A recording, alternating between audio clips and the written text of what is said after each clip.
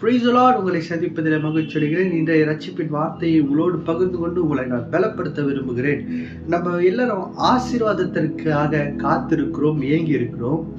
ஆனா அந்த ஆசீர்வாதத்தை பெற்றுக்கொள்ள நம்ம என்ன பண்ணணும் அப்படின்னு சொல்லிட்டு தான் இன்னைக்கு நான் உங்களோடு பேச போகிறேன்.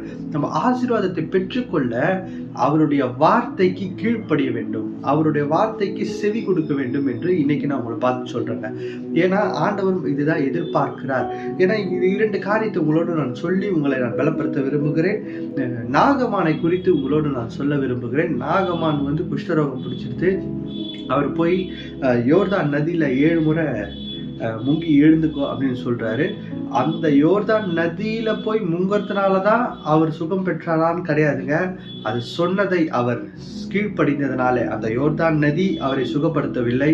அவர் போய் கீழ்ப்படிந்த விதத்திலே அவருக்கு அந்த குஷ்டரோகம் நீங்கிட்டு. அதே போல பிறவி குருடனை ஆண்டவர் அங்க சந்திக்கிறாரு. மண்ணை பிசைஞ்சு அவர் கண்ணில் தேய்ச்சி நீ போய் சீலோவாம் குளத்துல போய் கழுவுன்னு சொல்றாரு. சீலோவாம் குளத்துல போய் கழுவ சொல்றதுனால சீலோவாம் குளத்திலிருந்து அற்புதம் அவர் வாழ்க்கையில நடக்கவில்லை. அவர் போய் அதை செய்தபடினாலே அப்புறம் அற்புதம் நடந்தது. இந்த 2 காரியம் நம்மளுக்கு காண்பிக்கிறது என்னன்னு பாத்தீங்கன்னா, இவங்க போய் யோர்தான் நதியிலேயோ சீலோவாம் குளத்திலேயோ அற்புதம் நடக்கவில்லை. இவங்க 2 பேரும் சொன்னதை கீழ்ப்படிந்து அதை செய்ததுனால அங்க அதிசயத்தையும் அற்புதத்தையும் அவங்க காண முடிந்தது. நம்ம வாழ்க்கையில ஆசீர்வாதத்தை பெற்றுக்கொள்ள அவருடைய வார்த்தையை நாம கீழ்ப்படிய வேண்டும். அவருடைய வார்த்தையை கீழ்ப்படியிருந்தா ஆசீர்வாதம் உங்களை தேடி தானா வரும்.